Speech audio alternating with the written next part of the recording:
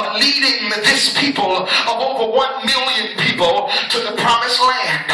And the Bible says a series of circumstances and tests and trials have developed to develop the character of Moses to God, and so he can lead this stiff-necked, hard-hearted, stubborn, and defiant people.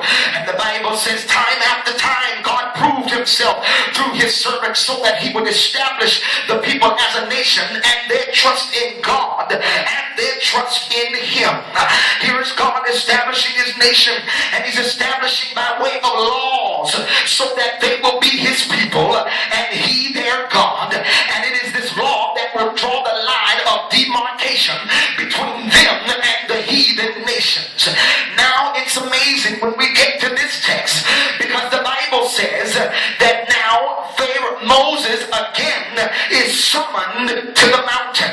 The last time we see him, he's given a charge on the mountain to go and tell Pharaoh to let his people go. This time he's called to the mountain. He's called to the mountain to bring 2 tables of stone. And he said, I'm going to write on them. Bring them up here to me. And Moses, in his obedience, leaves the children of Israel at the foot of the mountain in the hands of his brother Aaron, believing that they are going to positively occupy until he comes back. He believes that and hopes with great expectation that they will be eager to see what God gives him, because he's eager to see what God gives him. And so he believes the people are in one accord with him. The Bible says he goes up to the mountain. Moses makes his trek and ascension to the top, leaving Aaron with the multitude. And he goes and he stays 1 day. He goes and stays 2 days. He goes and stays a few days too many. Because the Bible says that when he gets down from the mountain, he sees a party going on. He sees everybody acting out of their character, and he spots a golden calf where the persons have been creating a wild orgy. And the Bible says that Moses gets angry. Kind of reminds me of Jesus in the Garden of Gethsemane when he gets there, and the Bible says that he looks over at Peter, James, and John and says, watch ye here while I pray.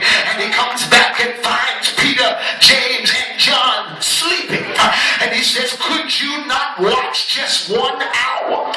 Oh my God, y'all know, you couldn't watch just 1 hour lest ye enter into temptation.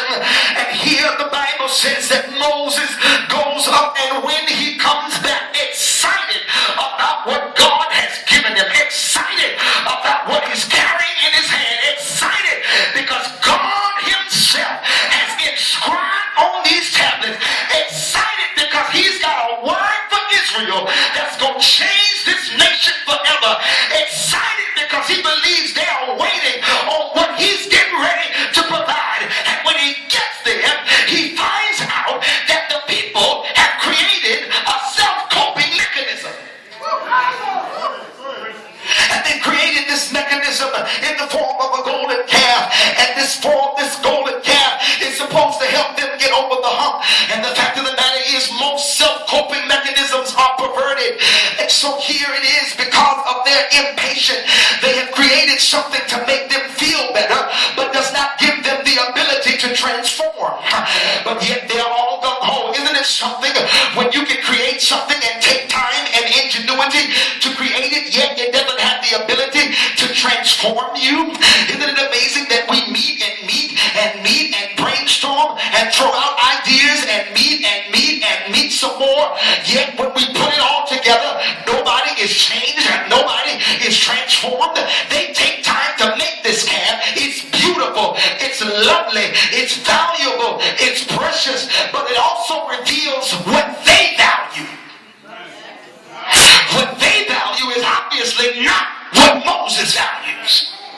They have created and taken time to create this golden calf. Hey, we're putting it wherever. They've taken time to create this golden calf. And isn't it something that when he gets there, he sees this with his own eyes. And his anger